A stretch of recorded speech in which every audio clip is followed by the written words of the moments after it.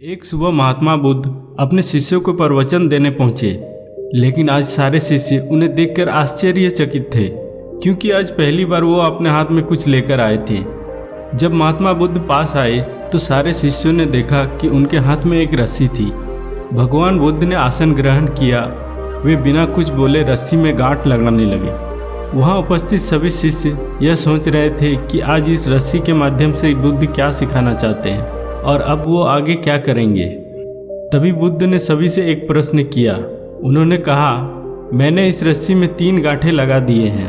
अब मैं आप लोगों से जानना चाहता हूँ कि क्या ये वही रस्सी है जो गांठ लगाने से पहले थी। तभी एक शिष्य ने कहा, बुद्धा, इसका उत्तर देना थोड़ा कठिन है। ये वास्तव में हमारे देखने के तरीके पर निर्भर करता है।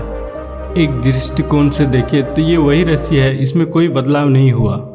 लेकिन दूसरे नज़रिए से देखें तो अब इन रस्सी में 3 गांठें पड़ चुकी हैं जो पहले नहीं थी, इसलिए इसे बदला हुआ भी कह सकते हैं। लेकिन ये बात भी ध्यान देने वाली है, बाहर से देखने में भले ये बदली हुई प्रतीत हो, पर अंदर से तो ये वही है जो पहले थी। इसका बुनियादी स्वरूप अभी भी वही है। सत्य है, भगवान बुद्ध ने कहा। अब इन गांठों को खोल देता हूँ। यह कहकर भगवान बुद्ध रस्सी के दोनों सिरों को एक दूसरे से दूर खींचने लगे। फिर उन्होंने शिष्यों से पूछा, आप लोगों को क्या लगता है, क्या रस्सी को इस प्रकार खींचकर इन गांठों को खोला जा सकता है? तभी एक शिष्य ने जवाब दिया, नहीं नहीं, ऐसा करने से तो गांठें और भी ज़्यादा कस जाएंगे और इन्हें खोलना और भी मुश्किल हो जाएगा।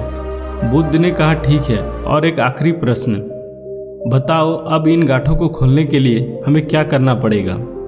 शिष्य ने बोला, इसके लिए तो हमें सबसे पहले गांठों को ध्यान से देखना होगा, ताकि हम ये जान सके कि इन्हें कैसे लगाया गया है, और फिर हम इन्हें खोलने का प्रयास कर सकते हैं। बुद्ध मुस्कुराते हुए कहा, मैं यही तो सुनना चाहता था। मुख्य प्रश्न तो यही है कि जिस समस्या में तुम फंसे हो उसका कारण क्या है।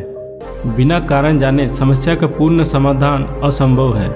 मैं देखता हूं कि अधिकतर लोग बिना कारण जाने समस्या का निवारण करना चाहते हैं। कोई मुझसे ये क्यों नहीं पूछता कि मुझे क्रोध क्यों आता है, ये पूछते हैं कि मैं अपने क्रोध का अंत कैसे करूं।